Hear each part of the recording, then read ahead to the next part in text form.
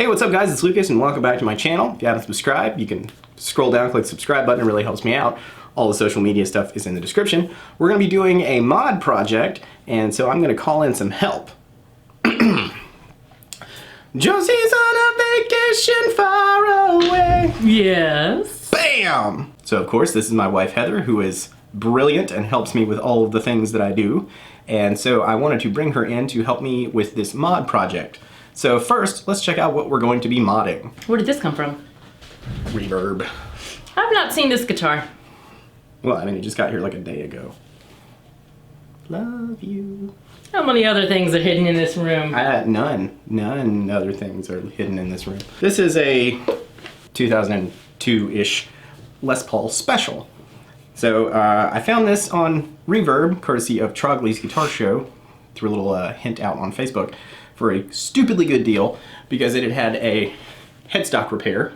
You can see where it was broken there. Frankenstein. Yeah. And it was such a good deal that I couldn't pass it up because it looked like such a great mod project. But I like to do mod projects with the help of my brilliant and creative wife. So I thought we would bring her in and we'll start the struggle from the beginning, and then we'll get some Heather input on what we should do with this. If you would grab your notepad. Oh, fancy blue ink. It's Duke Blue. Oh, snap. Okay, so the first thing we do when we do the struggle is that we want to diagnose all the things that need to be fixed on the guitar before we get into aesthetics or customization or anything like that. So let's just deal with the things that need to be fixed, which is why I've got my lovely Vanna White here to write some stuff down for me. So, first of all, it had a headstock break. You can kind of feel it a little bit there. So we're going to do some sanding to level that out so that you can no longer feel it. Second, it's going to need some fretwork. And then after that, I think it's going to be all kind of aesthetic stuff because most of this I think is fine as far as the hardware is concerned. Oh, I think Heather's got some stuff to say.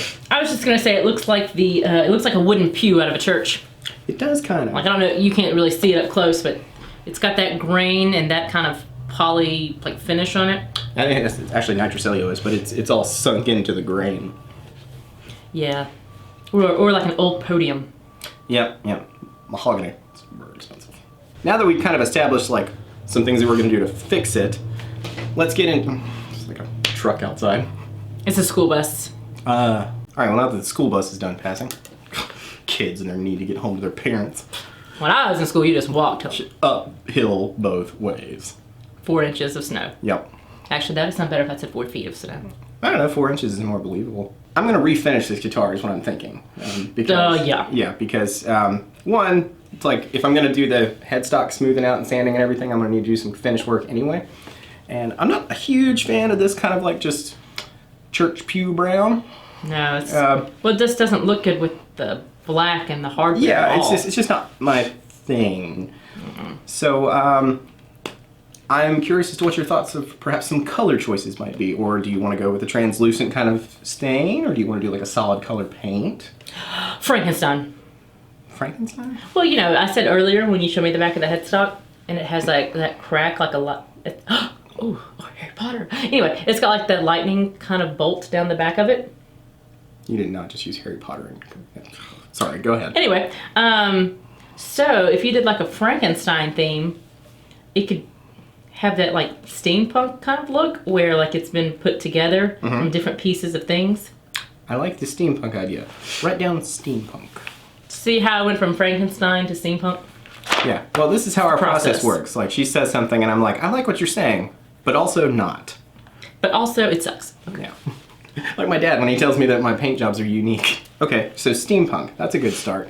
So, yeah, because then your faded out pieces make more sense. yeah, well, and I was thinking because of, one thing I don't want to do is on this headstock here, because this has the Gibson logo and everything on it, I don't want to do anything to this other than maybe spray some clear coat on it. Yeah, but they did some nasty patch-up work as far as like the finish. Yeah, I'm going to fix all that stuff, but you really can't see it very much there. Is it just dirty then? Yeah, it's just dirty. Pretty smudgy. It's real dirty. Look at all the dirt in the pickup.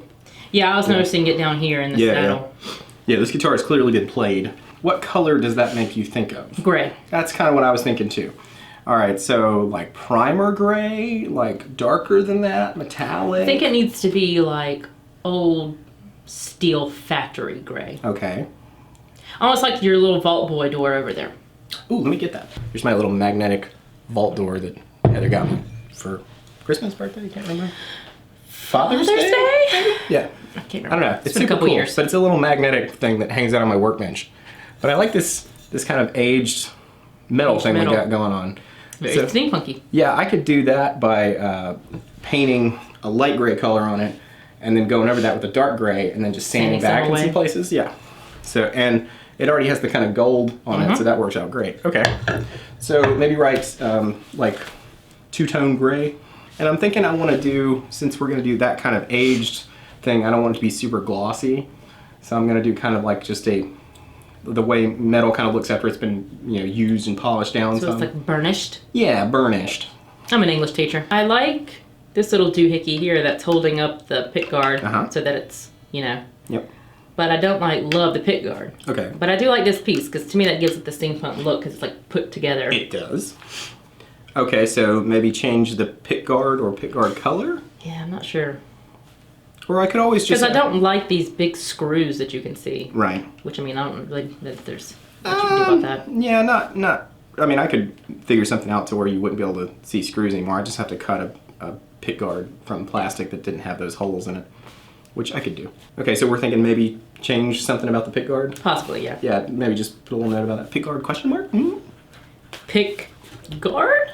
What about this Bigsby tail plate we got going on here? Well, I love this. To me, this is one of the reasons I wanted to jump on this one because it was so inexpensive, and I think Bigsby's are really cool. It's like such a retro-looking tremolo system. Yeah, I mean, I like how you can see like the spring down here. Yeah, I mean, it's just it does add to that kind of steampunky thing. See, this is why I called her.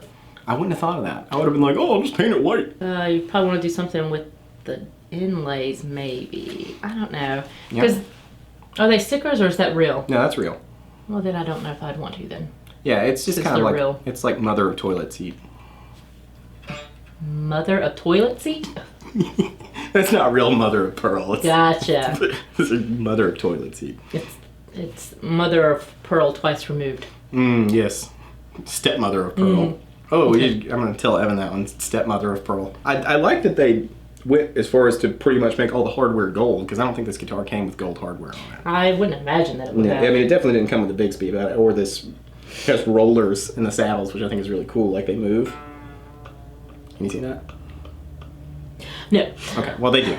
I'll take your word for it. I don't know. I would explore different tuner options. Not color differences, but just like different style of tuners, just to see if there's something more that fits more of the steampunk option. Well, I could also just change the buttons. Yeah, that's really what I'm talking about. I guess it's the buttons. Yeah. I hate the truss rod cover. Yeah, we can ixnay with that. It looks like a bell. Well, the shape is like, that's the traditional Gibson shape. It is. But this one's like made of like brass or something. I don't like it because it's so...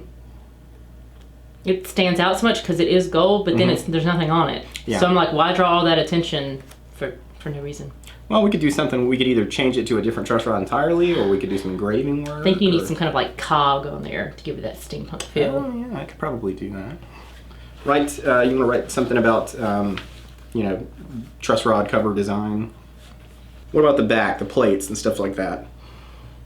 Because in my mind, I'm thinking like, I would want to do something different with those because... Can you do metal plates? Yeah. Because to me that would incorporate the whole like steel and wood combined here. Yeah, I probably have to source those because I don't do metal cutting, but I probably could. I mean, this is a pretty standard plate configuration because it's a Gibson Les Paul, so I could probably find some. So do you want this just steampunk, or do you want it like themed around like a game or something that is steampunk? Well, I'm open to suggestions. I mean, I think steampunk is the right direction. So, I mean, when I say steampunk, I just mean, kind of mechanical, factory, sort of looking. It doesn't have to be like all crazy steampunk where it has like pipes and stuff running through it or anything. I'm not doing that. But I like the idea of it being kind of like a utilitarian looking tool. Well, I think one from the vault and kind of have it themed Brotherhood of Steel style. Oh, I like it. Would be neat because Brotherhood of Steel is steampunk. I mean, yeah, kind of. Yeah. So yeah, I would keep going off of this design. Okay. As far as like the vault kind of design. Some kind of artwork. Yeah. Or I mean, there's also like they have their little like stripes and stars for kind of like what their rank designation is, which is something I could probably do with a Truss Rod cover. They also have a cog design, don't they? They do. They have their kind of logo thing is like a couple of cogs and a sword inside of like a Yeah. Yeah, we could do that. Might need to be hitting up string craft again. Indubitably. My decal dudes. That's what I'm thinking at first, but you know sometimes how we change it once things start happening on the guitar. So. Okay, so well, I think probably the first thing we need to do then, I mean, outside of like I gotta take it all apart and do the sanding and cleanup. I think the first thing we want to do is paint it gray, right? I think like. Yeah. So are you wanting like paint or are you wanting translucent so you still see the wood? I'm thinking paint. Because, I think so too. Because also I'm thinking it would be cool to do, we were talking about doing that two-tone, so I think it might be cool to do like a texture underneath? Yeah, so that when I sand through it in some places, it'll start to have, or maybe even the reverse of that, do like the really kind of like light, what I would call primer gray underneath it, and then spray like a darker metallic gray over top of that has like a little bit of shine to it, so that when I sand through in some places it looks like it went through to some like kind of just primered metal underneath. Yep. To me, this guitar needs to be sort of relic anyway, because otherwise I'd have to natural aging. Yeah, it's got natural aging, and I'd have to do a lot of work to get it to look new, and I don't really like new guitars. No, anymore. I think it should kind of be like the Nuka-Cola one where, I mean, it was aged to look as if it had been there that long. Yeah. Because we're going to assume this has like been in the vault for these amount of years. Yeah, so. or it's been hanging out on the Pridwin and it's been played by somebody.